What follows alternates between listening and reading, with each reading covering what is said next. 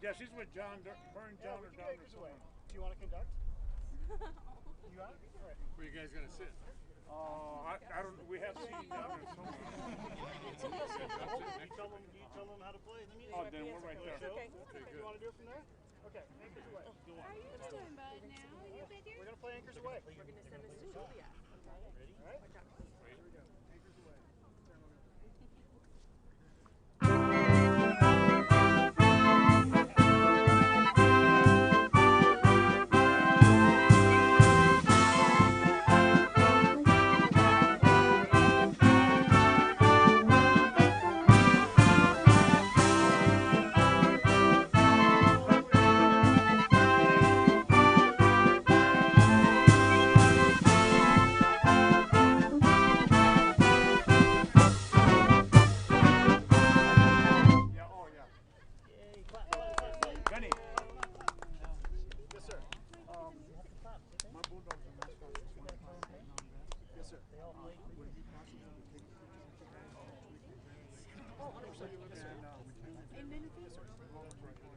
Yes, we will. At the answer. All right. Thank you.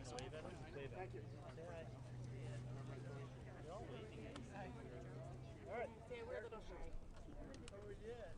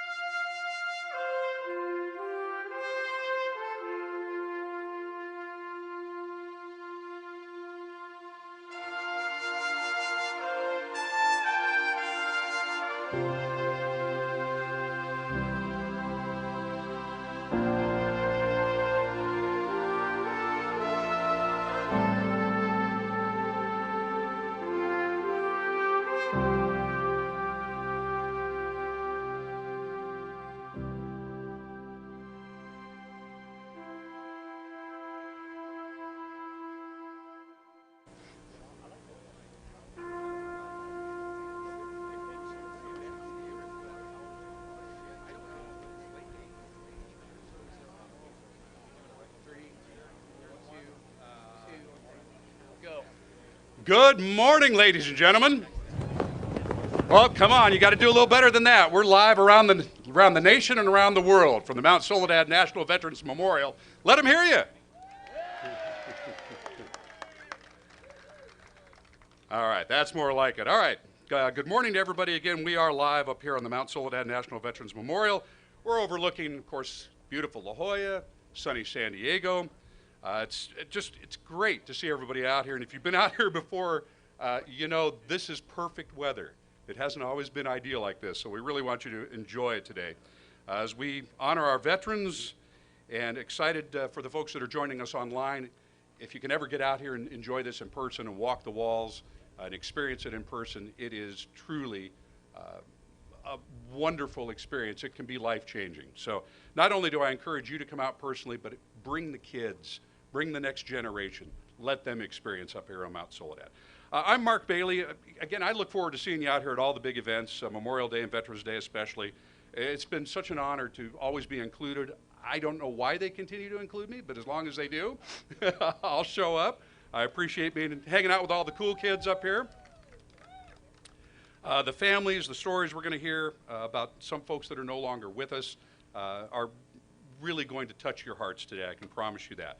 We have a very, very special group that we're honoring today. It was 1941 when our country went to war, and a warrior class, the Navajo Nation, stood up to defend their country, coming up with a top secret system of communication that was used in every major battle in the Pacific. They came to be known later as, of course, the Navajo Code Talkers. We're very fortunate, honored to have many of their family members with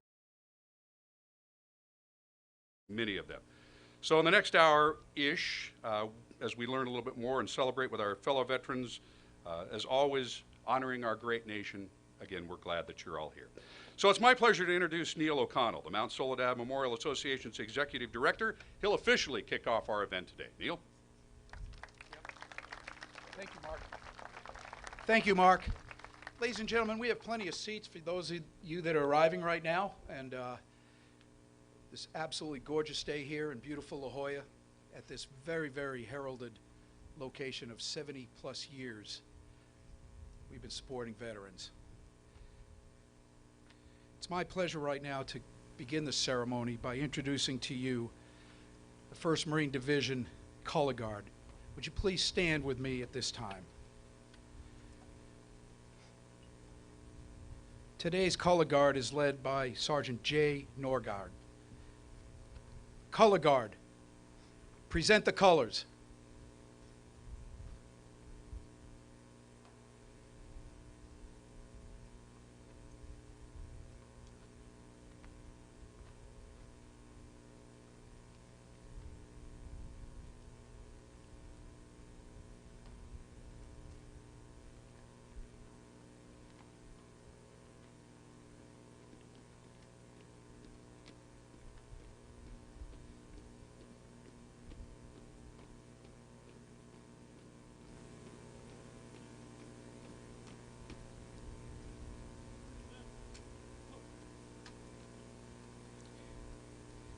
I'm now pleased to welcome our 2022-2023 Mount Soledad Veteran of the Year, Bob Mulrooney.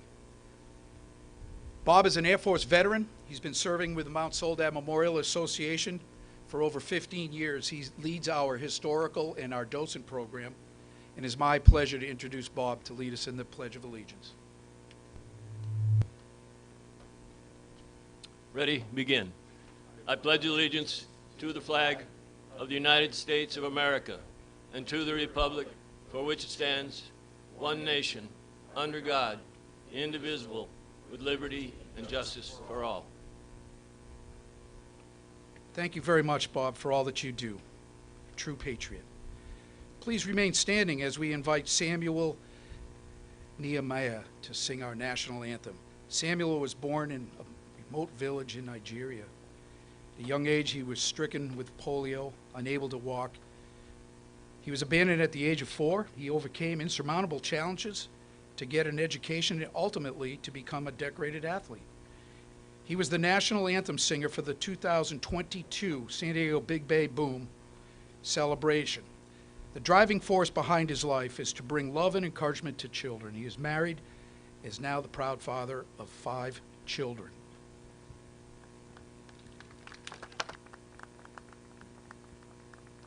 Oh, say, can you see by the dawn's early light what so proudly we hail at the twilight's last gleaming, whose broad stripes and bright stars through the perilous fight o'er the ramparts we watch, where so gallantly streaming, and the rockets' red glare, the bombs bursting in air, gave proof through the night that our flag was still there.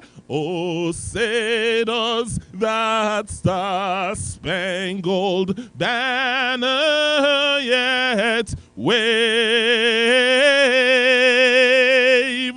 o'er the land of the free and the home of the brave.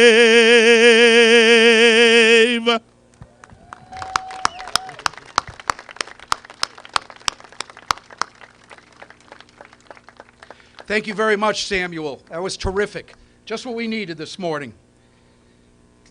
Please remain standing as our color guard retires the colors. Color guard, retire the colors.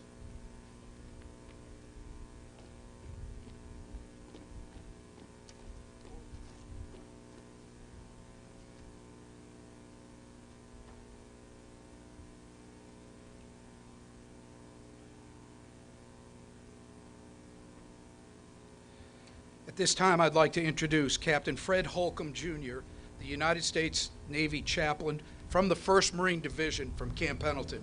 He is here today to offer our invocation. Good morning. Let us pray. Almighty and gracious Father, your presence is welcomed here today as we remember those who were so few who have saved the lives of so many. Father, today, anyone who has put on the fabric of the cloth recognizes the importance of the Navajo Code Talkers and what they did for the Marines in the island campaigns. Father, may your hands be upon their descendants, and may they be blessed for the sacrifice they gave for their nation and their fellow Marines and service members. Lord, we thank you for our country. We continue to ask for your protection on it. And Father, we know that it is because of you that we are the home of the free and the land of the brave. And it's in your precious name I pray. Amen. Amen. Thank you very much, Chaplain. Mark? Thanks, sir. I think you can be seated. Phil, unless you'd like them to stand for your presentation. I want to introduce now a very dear friend and one of the most consummate professionals I have ever seen. This guy is so multi-talented, I can't even begin to tell you. If I was ever going to start a team of almost any kind, I would start with Phil Kendrow. He's the president and CEO of the Mount Soledad Memorial Associations. He's served on the board since 2016, and he puts these big events together. He's served 20 plus years in the Marine Corps as a pilot, instructor pilot, forward air controller. He'll use some of those skills today for our flyover. Company commander for the 2003 Iraq invasion, operations director, and help with community and public relations. Phil's married to Jill, a Navy nurse veteran, has 2 children, Brandon and Alexandra. Now they are normally here, but they're not here today because they're up at their church at Rancho Bernardo doing their serve day out in the community. And that pretty much tells you all you need to know about this family. Quite honorable, quite lovely. Please welcome my good friend, Phil Kendrow.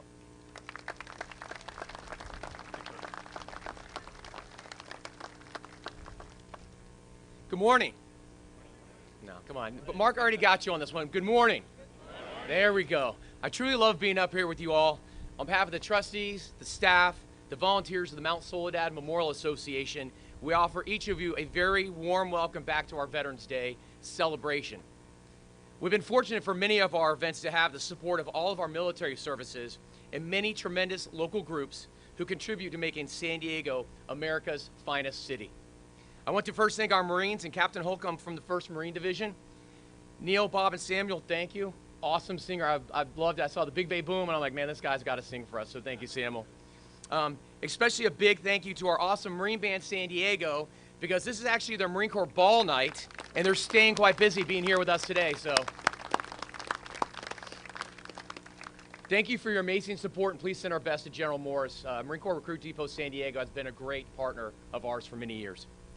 So this beacon of freedom, which you're looking at surrounding us here, is a result of the sacrifices made by the men and women who wore the cloth of our nation. Those who answered the call, who knowingly put themselves in harm's way, and many of them sacrificing their lives so others around the world might live in peace and freedom. Their unwavering patriotism is an example of each of us to emulate. If I can, could I please have any military service members that served who are still serving today in the military to please stand? Thank you for what you have done or continue to do. Thank you very much. We thank you for your sacrifice, and we're grateful to those family members that kept the home front strong and resilient as many of us waged battles across the globe. We also remember those who are no longer with us, who paid the ultimate sacrifice, like Dory Miller, Megan McClung, Glenn Doherty, who are all forever remembered here on the walls behind us. It is right that each day we also reflect on their lives. Each generation has fought in some sort of conflict, battle, or war since this country was founded. But the Navajo Code Talkers that we honor today were the original Americans. They fought for their nation at a time when they were still not deemed citizens of the United States, nor even allowed the freedom to vote. However, due to their strong work, persistence, and dedicated warrior ethos during World War II, those stories would not be forgotten.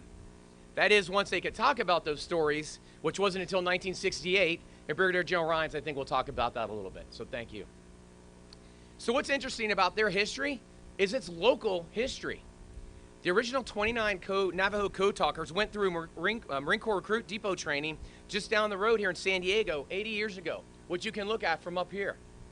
And today we have Marines from Marine Corps Recruit Depot San Diego, both the band and a special guest will be coming up here later.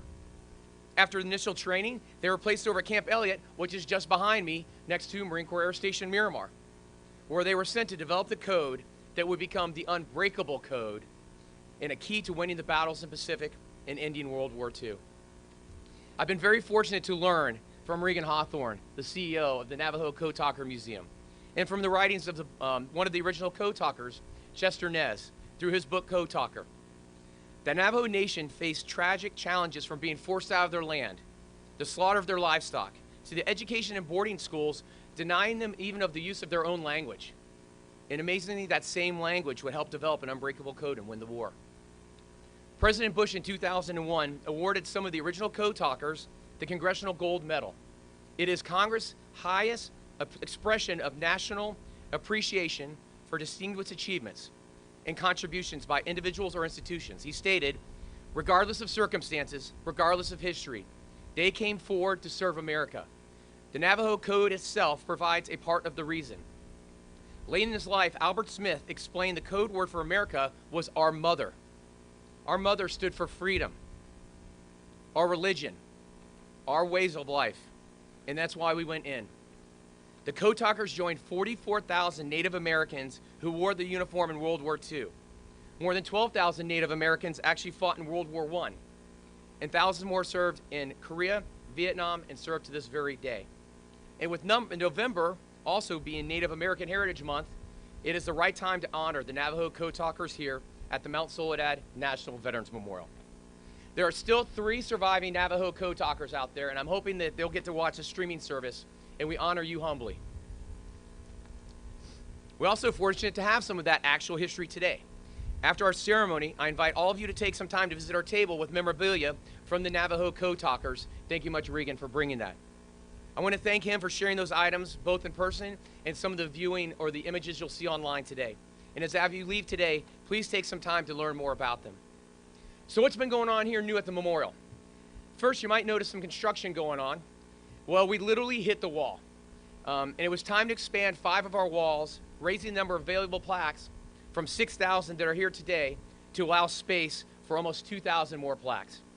And as we keep putting out the word, those plaques are all for you veterans. They have honorably served, both the living and those that have passed. Second, we're still diving deep into our youth and education programs. We have the greatest number of docents in the history of Memorial, and they are here every day, 365 days a year, and we thank you for that. Thanks much to Neil, Bob, and all of our amazing docents for your great efforts. Third, we're updating our database online at soledadmemorial.org to better reflect our plaques on the walls and enhance their histories. Lynn and Ken, really do appreciate the fact that trailer, beautiful trailer we got from you, thank you very much for your donation to bring up a lot of this gear up here, so thank you for that. Lastly, you also see an awesome granite bench up there that went up just before Memorial Day. Papa Doug Manchester and his family were so kind to donate. And there's room for 3 more up there, so just count, if you look up, there's room for 3 more benches, ladies and gentlemen. Just saying. And to all of you, we so much appreciate that you're sharing your Saturday and an early Veterans Day with us. Whether it's your first time at the Memorial or the 50th, we hope you'll join us again. Thank you again for being here with us. Mark.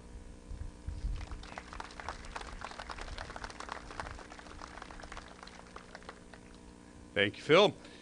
Mayor Todd Gloria is the 37th mayor of the city of San Diego, starting his term in 2020 during some very, very challenging times. Mayor Gloria, a graduate of the University of San Diego, a third-generation San Diegan. Mayor Gloria, a lifelong career in public service, and it was inspired by lessons that his parents taught him. And he spent his entire, professional life in service to the public. So during all of his years in service, he's always been a very strong supporter of the memorial. We thank him so much for that support, and he is a dear friend. I wish I could see him more often than just special events up here, but it is always good to see you. Todd Gloria.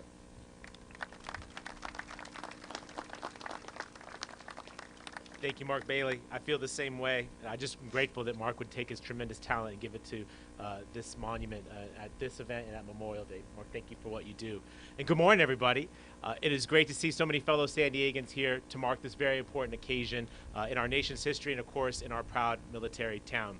You know, I'm the guy that's lucky enough to be able to give some comments, but I want to acknowledge many of my colleagues are here today, many from the city of San Diego. I want to note that Councilmember Joe LaCava, whose district we're in today, along with Councilmember Marnie Von Wilpert, are here, along with our Chief of Police, David Nisley, and Assistant Chief Paul Connolly are here.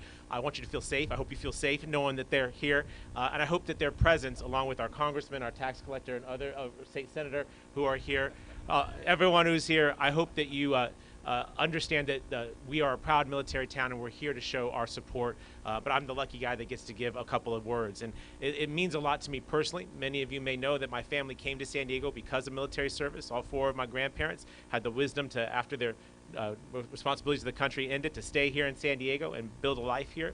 I grew up crawling around on the floor of the VFW post up in Ramona, 3783, listening to the great stories of tremendous heroes that I came to greatly admire.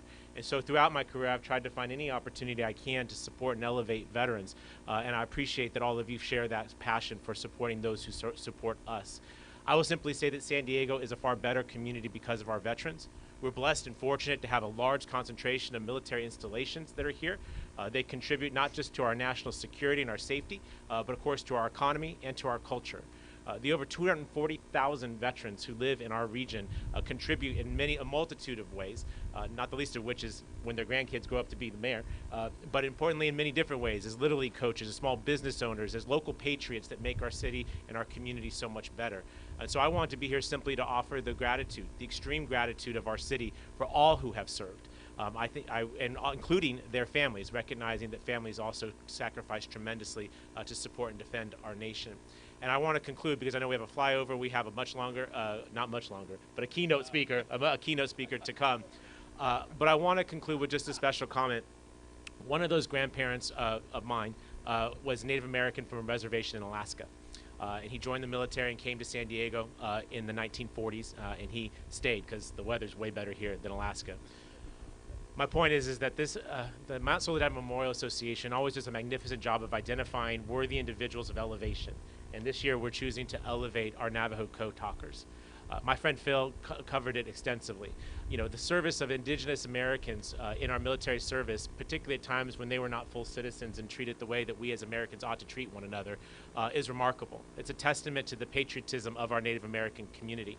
And I simply say it gives me personal pride that we're spending today at this shrine, at this national shrine that is a part of our city's fabric now, to elevate and to acknowledge the extraordinary contributions of the Navajo Indians in World War II.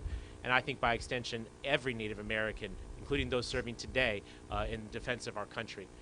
I think for those of you who are unfamiliar, Native Americans, despite the long and very tragic history in this country, are deeply patriotic. And the displays of that are obviously written in our history, but they continue on today. So to the Mount Soledad Association, thank you for elevating the Navajo Code Talkers and Native American veterans. And to all of you, thank you for, by your presence here today, demonstrating what I know, which is that we are a proud military town. We deeply admire and show gratitude for those who've served, and your presence is underlining that fact that San Diego will and always be a proud Navy, Marine Corps, Coast Guard, Army Reserve. I'm trying to hit all the things. Scott Peters, did I hit everything? Did I hit all the installations? Space Force, of course. Yeah, that's the new one, right? Truly and sincerely, thank you to every veterans here. We cannot say it enough, but this year is this is the time of year when we say it emphatically. Thank you for your service. Thank you all very much.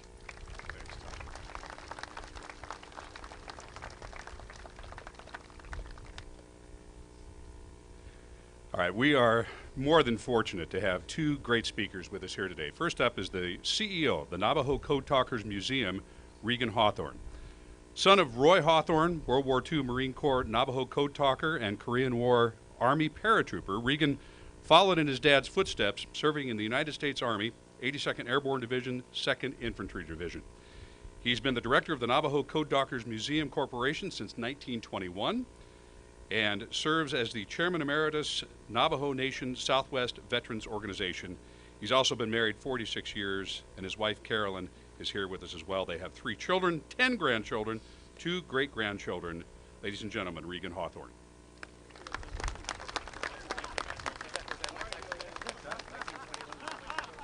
Typo? Did I make you really, really old? I age well, thank you. How about 2021? Okay. We got that. Oh, boy. Oh, yeah, ben a Regan Hawthorne is here. Bilagana the Slinkin Chini, Basashe, Aro, Bilagana the Chanela do, Bilagana the Shache. Good morning, I am Regan Hawthorne. I am the son of Roy Hawthorne, a World War II Navajo Code Talker and a Korean War Army paratrooper.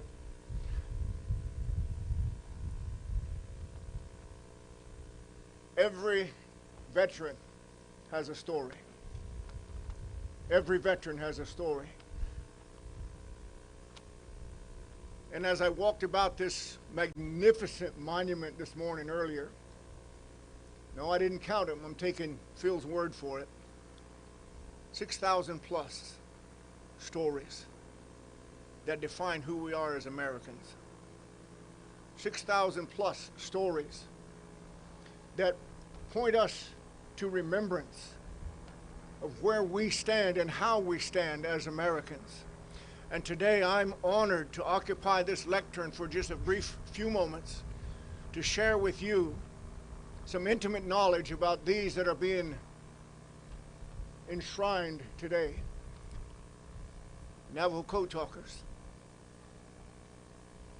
Ultimately, somewhere between 400 and 430 Navajo teenagers enlisted in the United States Marine Corps at a time where America was in dire need of secure communications.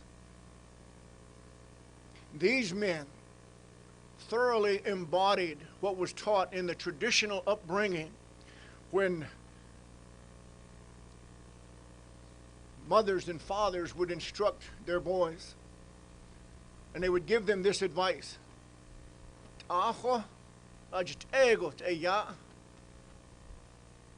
It's up to you if you want to succeed.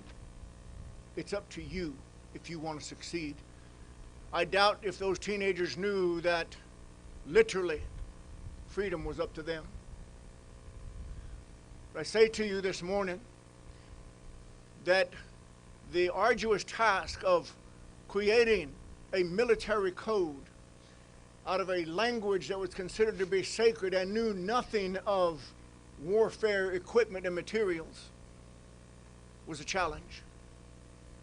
But there at Camp Elliott, as Phil so vividly described, the 29 men of Platoon 382 sequestered and took their language, their heart language,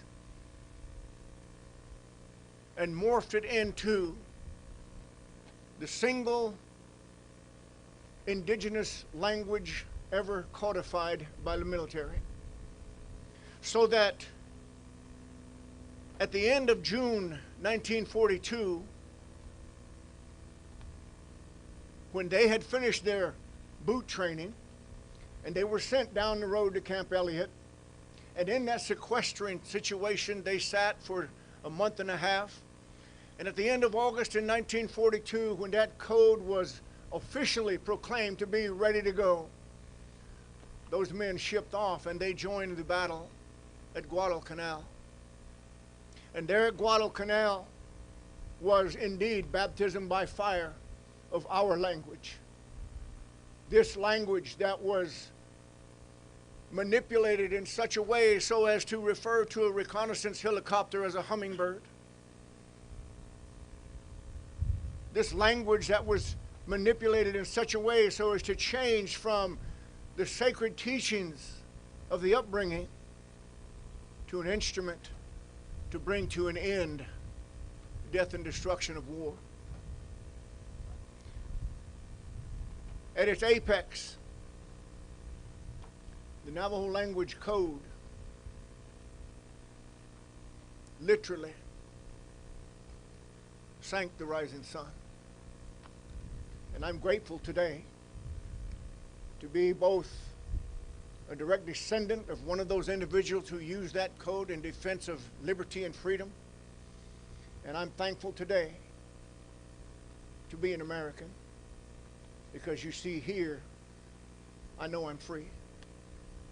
And these 6,000 plus stories can remind each one of us today that this is why we're free. And this is what freedom is. This is what freedom does. It unites. And this country in its freedom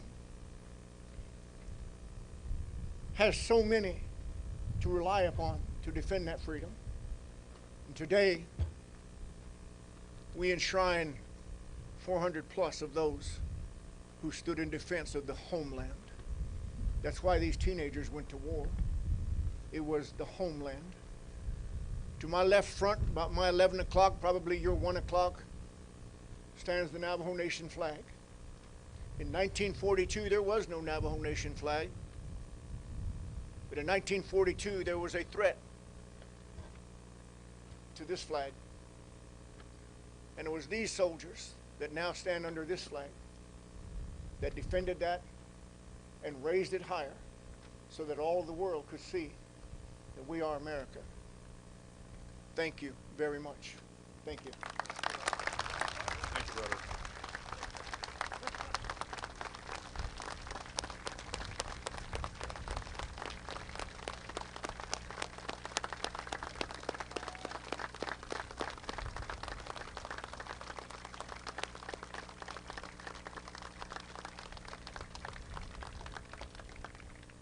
Thank you, Regan.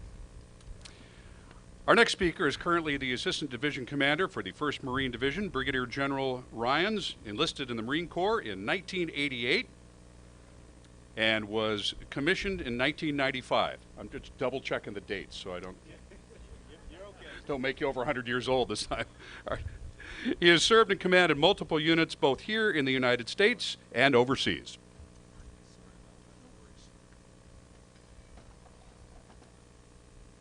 That includes Iraq and Afghanistan. He served as an instructor and as department head for the Marine Aviation Weapons and Tactics Squadron 1, MOTS 1. He was a member of the Joint Staff, serving as the Principal Deputy Legislative Assistant to the Chairman, Joint Chiefs of Staff, and as the Senior Military Assistant to the Secretary of the Navy. He's married with 4 children, and I think I've heard that you're enjoying the weather here in Southern California? Oh yeah. Okay. I'm suffering through it. General Ryans, come on up, sir. Thank you, sir. Well, I got to tell you, I don't know.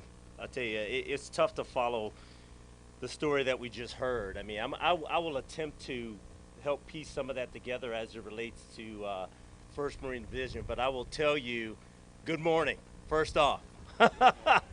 It's a fantastic morning. I mean, this weather is unbelievable. My family loves it. It's a great opportunity to be here. It's a wonderful opportunity, and I'm humbled by this opportunity to speak with you about the storied Navajo Code Talkers today. I brought some prepared remarks, but it's not to protect me. It's to protect you from me, right? Because I will tell you the truth. Right after we heard him speak about the Navajo Nation flag, and Neil was like, hey, we got to stand up for this. I was like, no, I'm already standing up, man. I'm going up.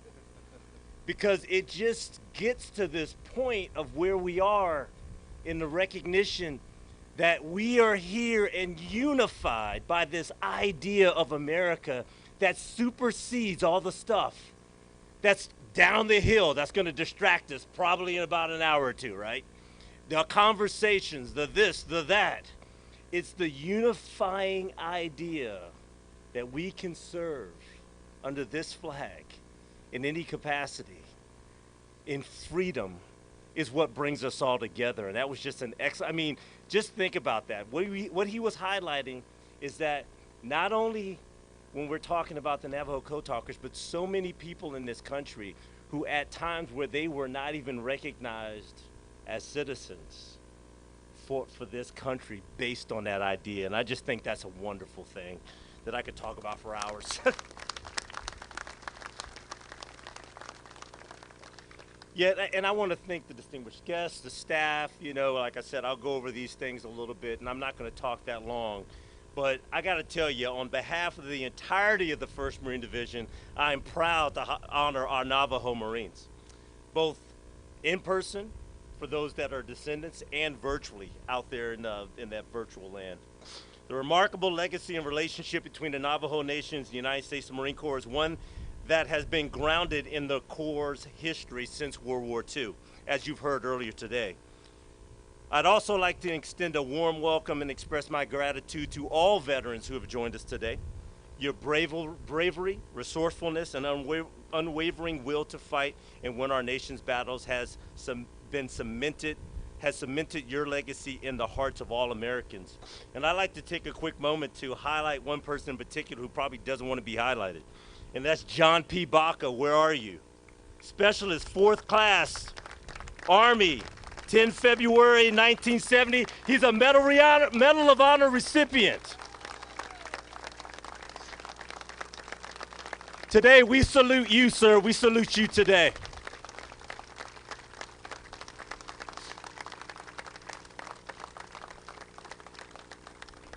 That's awesome. Now to properly explain our relationship between the Marine Corps and the Navajo Code Talkers, I must first explain the events that unfolded at the beginning of World War II. When you start talking about the Pacific Campaign, the Marines ran into a major problem. The United States ran into a major problem: secret communications.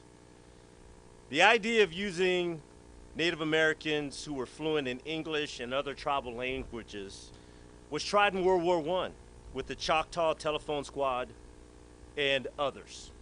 However, the U.S. military didn't adopt a policy or a plan until World War II, and the Army began recruiting American Indians in 1940 as code talkers, but it was the Marines who fully embraced the idea. So let's talk about how that happened. In the early stages of the war, the Imperial Japanese had held the tactical advantage because they could quickly decipher and break our encrypted military codes, compromising our ability to communicate our operations and maneuver in the Pacific theater. That was until a man named Philip Johnston, who spoke the Navajo language, heard about the enemy's ability to break our code. He immediately approached a Marine Corps communications officer with the idea of using Navajo language as a military code since it wasn't written down or known by the enemy. When the approval of the Navajo Code program finally came down from the Commandant of the Marine Corps, 29 Navajo volunteers joined America's fight and were bussed down to Marine Corps Recruit Depot San Diego to start recruit training, like Phil talked about. This first platoon of Navajo men successfully completed boot camp as the highest performing platoon out of all the platoons within the company at the time. Following their graduation from recruit training, the new Navajo Marines were sent to communications school, where they learned the fundamentals of operating military radio. Then after graduating communications school, they were transported back to San Diego and informed of their top secret mission. The Navajo Marines quickly weaponized their language into an unbreakable code that would soon become critical to save lives on the battlefield and to turn the tide of the Pacific Campaign in favor of America and her allies. Once the Navajo Code was completed and approved at the end of July 1942, 13 of the 29 Navajo Code Talkers were sent to join our very own 1st Marine Division, then in Australia, beginning what is now the legacy and foundation of our success in the Pacific Theater. On August 7th, 1942, the 1st Marine Division and their 13 Navajo Code Talkers landed on the beaches of Guadalcanal. The division's history, our division's history, at Guadalcanal is a well-documented, well-publicized story, the story of one of the most bold and daring and dangerous military operations in history. And I think sometimes we lose the significance of this because the United States was on its heels. And this was the first time where in a land campaign, we were gonna take it to the enemy. A lot of risk. Prior to this, most amphibious operations in history were looked at as complete disasters at this point. But we're gonna try it as the Marine Corps. And the Navajo Code Talkers would be key. And that is the story of the Navajo Marines, where they were flawless in their newly formed code in the test of combat. After 3 weeks on Guadalcanal, Major General Alexander Vandergrift, the commanding general of the 1st Marine Division, sent word back to the Commandant of the Marine Corps saying the Navajo Code was a success and that the enemy was unable to break it. And like all things, 1st Marine Division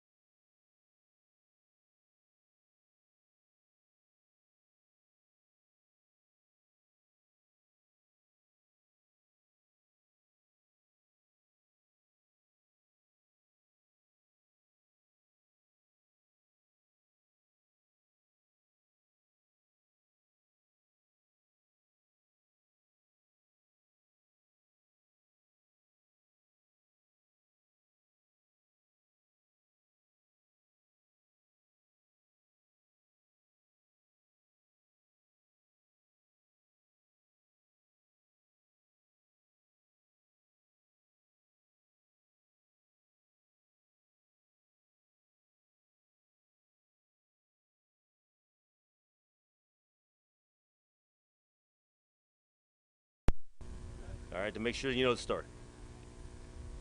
So those Navajo men, those Marines, cherished the freedom and liberty of their families and communities back home and would fight anyone who threatened that. Americans today will never be able to truly comprehend the strength, bravery, and love these Marines demonstrated for their country. The 1st Marine Division gives its gratitude to the Navajo Nation and to the descendants of the Navajo Code Talkers.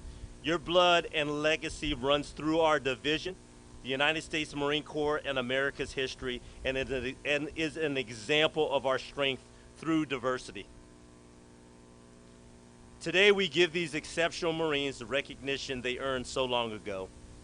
Today, the 1st Marine Division and the San Diego community commemorate the Navajo Code Talkers, Marines who in a time of need rendered service to their country that no one else could. Let's give them a round of applause.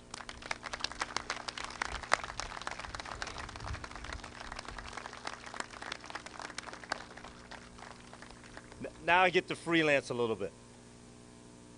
I got to tell you, I love being a veteran. And the reason why I always say this is that there's a thing that binds veterans or anybody who serves in almost any capacity. And the way I like to put it is at some point they decide that they're willing to say that I will go when others won't, and I will go when others can't.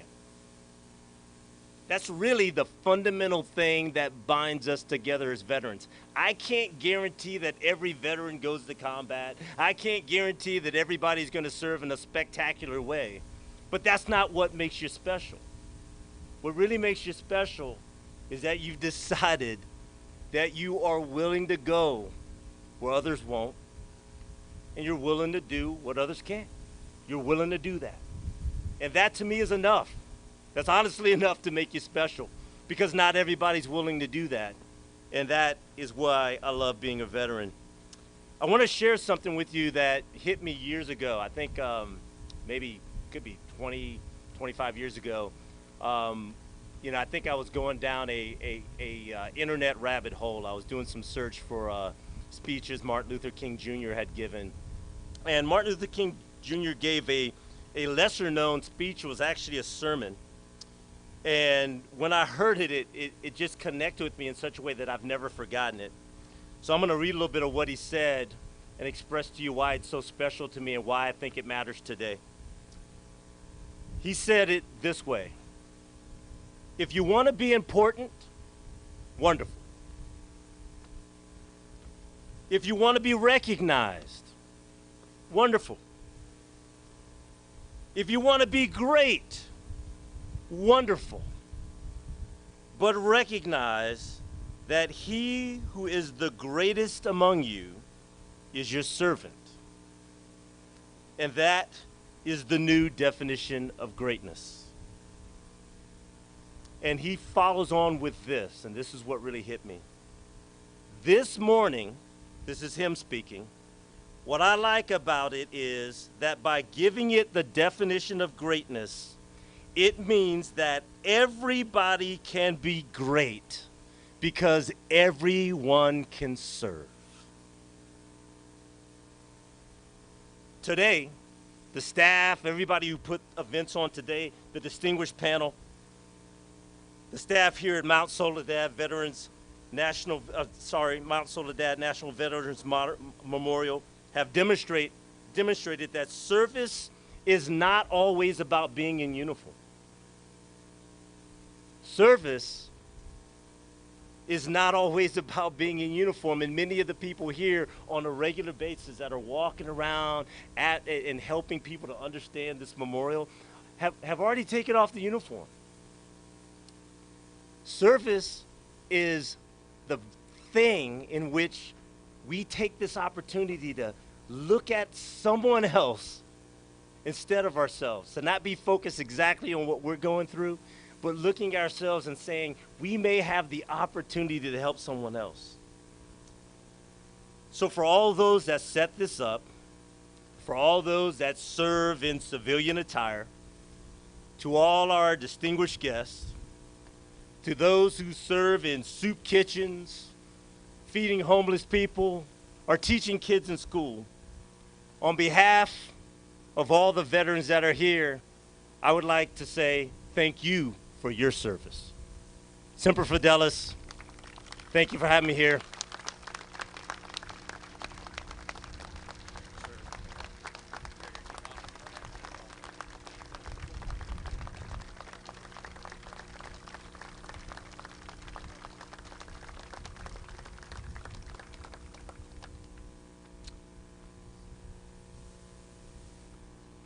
Rarely during these events have I heard somebody sum up so succinctly and so perfectly what the Mount Soledad National Veterans Memorial is all about. My father has a plaque up here. He wasn't a hero. He served in the Navy, didn't see combat, but he put on the uniform and he served. And I was reluctant to even buy a plaque for him up here because I said, well, you know, he didn't do anything big and bold and brave. And they sat me down and explained to me that the whole point of this memorial is for those who put on the uniform, as the general said, and said, I'll go. And that's what's up here on the wall. So right now we're going to unveil a plaque, a replica of the Navajo Code Talkers plaque that the audience can view after the ceremony. Now the actual plaque is located on wall GG. It's right over here, about my 4 o'clock back here. And you can go over and see that. Regan, family members of the Navajo Code Talkers are being joined by Mount Soledad National Veterans Memorial President Phil Kendrow, Executive Director Neil O'Connell, and Brigadier General Ryans. Now we also have another special guest that you may have noticed that just climbed the stairs. That's the mascot of the Marine Corps Recruit Depot. That's Manny the Bulldog.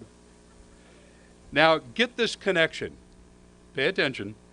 There might be a quiz. He was named in honor of Sergeant Johnny R. Manuelito Sr., one of the original 29 Navajo Code Talkers, who trained in the first all-Navajo platoon here at MCRD in San Diego in 1942. Johnny Manuelito helped create a code that the Navajos developed at Camp Elliott. You've heard the story now, Miramar. He became an instructor and teacher, teaching other Navajo Marines the code. Johnny Manuelito also participated in the Battle of Iwo Jima.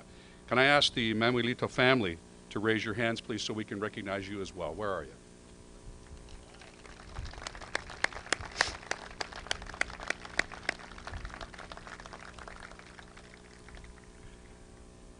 All right, now I'll pause now while we unveil the plaque.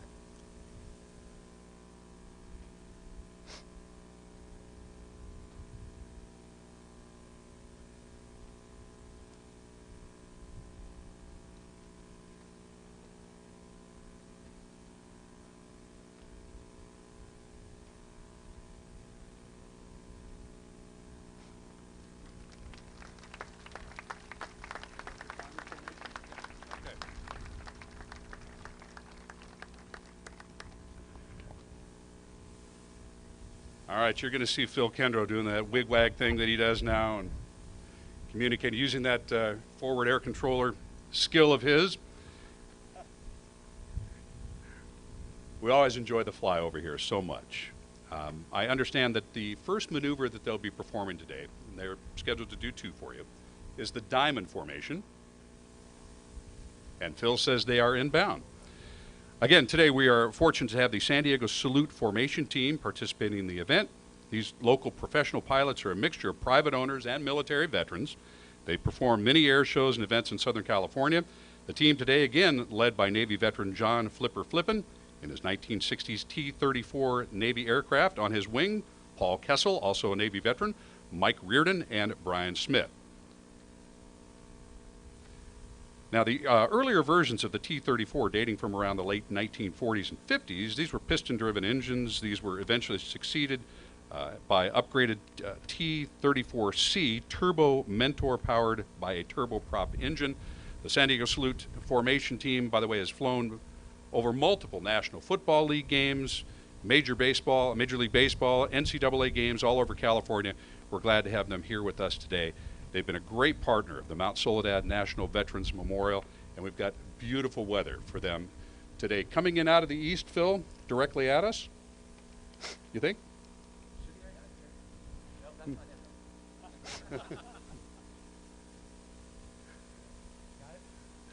So if you want to take pictures of the diamond formation as they come over, they will be coming over the cross and heading straight towards you.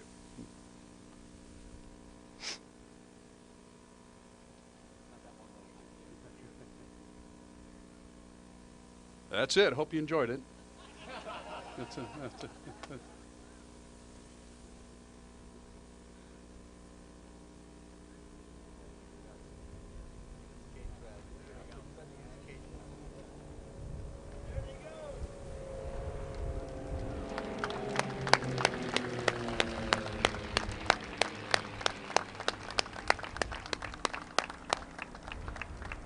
Now they will go out over the Pacific. They'll turn around and they will come in from the west, performing the missing man formation. So if you are able, love to have you stand for this. It'll also give you a better chance to get a great picture. This is probably the most expressive and solemn aerial maneuver that can be flown. Although it started in Europe by the British, the U.S. first began the tradition in 1938. In that day, it was rarely, if ever, seen by the public. Only those privileged to attend military funerals and ceremonies were familiar with the formation. In April of 1954, United States Air Force General Hoyt Vandenberg was buried at Arlington National Cemetery without the traditional horse-drawn artillery caisson. Instead, Vandenberg was honored by a flyover of jet aircraft, with one plane missing from that formation. The first time a military aerobatics unit ever performed the formation was during the Vietnam War, when the U.S. Air Force Thunderbirds flew that formation to honor the prisoners of war in Vietnam.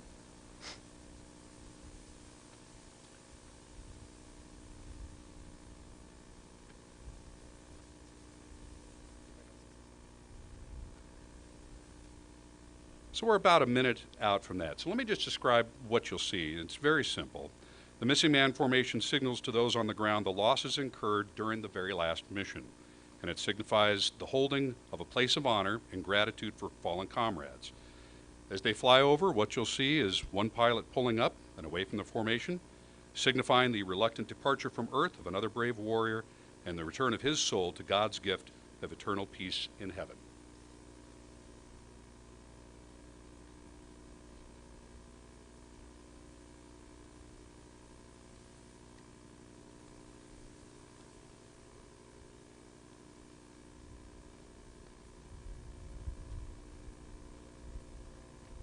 The missing man formation.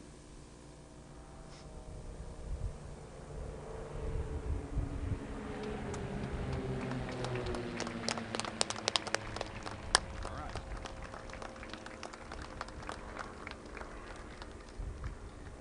You may be seated. Can I please get a big round of applause for this great American Mark Bailey? So again, he said he's been MC with us for a number of years, but you know, a lot of years, that means that you and I are getting old, I think, at some point. But he's been a news broadcaster, El Cajon police officer, working now also with the San Diego Zoo. You are a San Diego rock star and a great American, Mark. I really do appreciate that, buddy. And we couldn't do this event today without the amazing efforts both in donations and time. Our amazing longtime supporters like Papa Doug Manchester and family, Marilyn Brown, Bill Kellogg, who brought his uncle Robert Jackson up front, a Silver Star recipient from the Korean War, is here with us today as well. Okay. And of course, Jack McGorry could not be with us today, but honor and encourage sponsors today: Joni Waite and family, Leland Bolt, John and Stephanie Hansen, Bryce Henson, Chris Richardson, Garrett Wetzel. Thank you. Thank you to Kaiser Permanente, Rancho Santa Fe Foundation, R3 Strategic Support Group, Warrior Foundation, Freedom Station, an awesome group that we've been very glad to partner with. Jersey Mike, Starbucks, and Orange Coast Harley Owners Group. We couldn't do without you. I want to thank our elected officials for being here. There's something going on next Tuesday, so I do appreciate you all taking some time today, so thank you. Our military leaders up here with me, we've appreciated your continued support over the years and glad to meet a new friend, General Ryan, so thank you. And Marty, great to see you. I know you've been pretty busy these last couple of days too, so. Bob, we are proud to have you here as the Mount Soledad Veteran of the Year. Samuel, again, awesome performance of our national anthem. I know he had to depart. And we want to thank those that didn't take a day off and helped us out today. To all of the Marines from the 1st Marine Division of Marine Band San Diego, happy early Marine Corps birthday. Hoorah! Hoorah! I didn't want to do that in the mic. I can be pretty loud as it is. Jim Grooney couldn't be with us today. He's out of town, but he has been helpful in brainstorming some ideas for today's event, a great friend at MCRD San Diego. Thanks to Finest City Entertainment and Just a Web Company doing the virtual broadcast. The Friendly Sons of St. Patrick. These gentlemen in these green coats are the most amazing humans when it comes to volunteer time. If it's having to escort Mayor Glory around or if it's having to pick up trash on the ground, they don't complain, they do everything, and you guys are rock stars for again. So thank you for being awesome volunteers.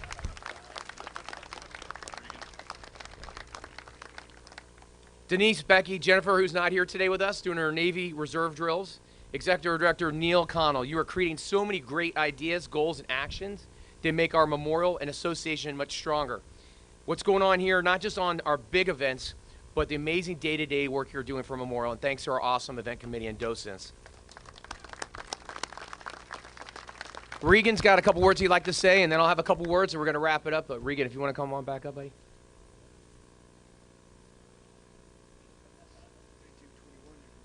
I know, 1921. That's fair. Having been reassigned a 1921 date, I claim forgetfulness. I need to amplify just for a moment. As I observed this morning the plaque in place over there, the other side of the hill, I questioned your docent, Carolyn. I said, Carolyn, which way is east from here? And she said, well, east is that way. East is that way. And I pondered that for a few moments because I remember that, as my father explained to me, in the old days, and even now in the traditional teachings, as the Navajo enters into that 8-sided dwelling unit called a hogan, begins his journey clockwise. There on the west side is where the or on the south side is where the men sit. On the west is the point of honor. On the north is where the women sit. But that point of honor is seated on the west side, facing the east. So today, as I stand by that plaque and I position myself behind it there on the west side and I look eastward, I'm reminded that indeed this is a position of honor, a position of wisdom, a position of honor. And I'll carry that with me as I return to Navajo Nation and strive to build a world-class Navajo Code Talkers Museum. And I'd like for you to join us. We have our social media platforms, and Miss Jerry back here will be able to direct you to that. I can't type a letter properly, but Jerry knows all about that stuff. But I want you to remember at every opportunity when you come here and you stand at that Navajo Code Talkers plaque, and as you turn eastward, that you see it is indeed the place of the rising sun. And that is where the goodness comes from. And Chaplain, I look for that day when that eastern sky breaks open. And this same divine, sovereign power that has established who we are today will call us home. Again, I thank you. Thank you all very much.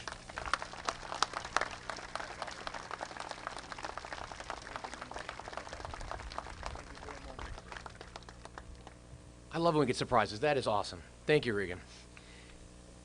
Skills continue. I've got some other folks out there. Our greatest generation, our World War II heroes that are with us today. Thank you for being with us. We're honored to have you here along with us that served in Korea, Vietnam, John Baca, we talked. And all of those that served in numerous conflicts during Cold War, Iraq, Afghanistan, Syria, and many places that none of us really wanted to visit. We appreciate Albert with all of him carrying on the legacy of the flags that you see around you today, because that's the same thing he did with his World War II veteran father. I also want to recognize those that have faced one of the most difficult situations that a father, mother, sister, brother, spouse can face, the loss of a loved one. Are any of our Gold Star families here today with us? Can you please stand up? I think they're, but still. We here at the Mount Soledad National Veterans Memorial will never forget your sacrifice and honor to be in your presence when you're here. Jerry, I need you up here if you don't mind. For the last few ceremonies, I think it's been important to find a poem, a piece of literature, a prayer to end our ceremonies. And I'm very honored and humbled to share this one today. I'm going to read an excerpt from Walking in Beauty, the closing prayer from the Navajo Blessing Way ceremony. And Jerry, the marketing director from the Navajo Code Talkers Museum, is going to join me to help me out. Jerry? Second mic ready to go? And here we go. You ready? Today I will walk out. Today everything negative will leave me. Hajo be shafto chakate hajo be shalto. She kept that hajo be shalto. She launched hajo be shalto. She yard that hajo be shalto. Also shinago hajo be shalto. Hajo no hasli, hajo no hasli, hajo no hasli, hajo no hasli. I will be as I was before. I will have a cool breeze over my body. I will have a light body. I will be happy forever. Nothing will hinder me. I will walk with beauty before me. I will walk with beauty behind me. I will walk with beauty below me. I will walk with beauty above me. I walk with beauty around me. My words will be beautiful. In beauty all day long, may I walk. I hear Arnold the Coangeno Abino Ski Kaiba Henson. Aro Arnold Coangeno Slat Sodan Kandas Ba Igi Hiltanle Adoshi Yudanine Dean Trago a head the Shido Lilko Adi Navajo Code Talkers will ya Njano Ba Dashagi a head. Thank you so much, Jerry. Amazing.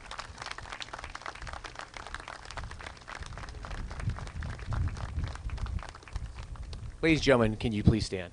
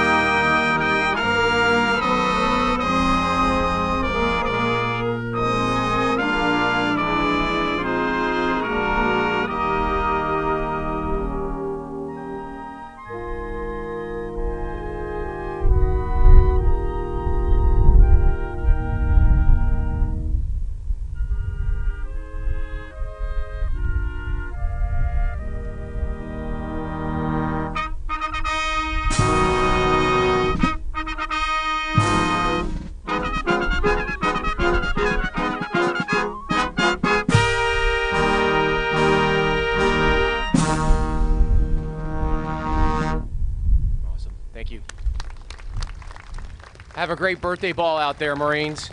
Hey, ladies and gentlemen, I really hope you enjoyed your experience today. And as you finish this weekend, there's a lot going on this weekend. If you want to make it out tomorrow, Honor Flight San Diego is returning to San Diego Lindbergh Airport. Make it out there and greet those Vietnam veterans that are returning from D.C. Next week, we've got the Midway Museum and Fleet Week happening, so many Veterans Day activities. We're honored that we have so many strong veteran groups here in San Diego. Let's keep that amazing energy going for this Veterans Week. Thank you again for being here with us today, and God bless America.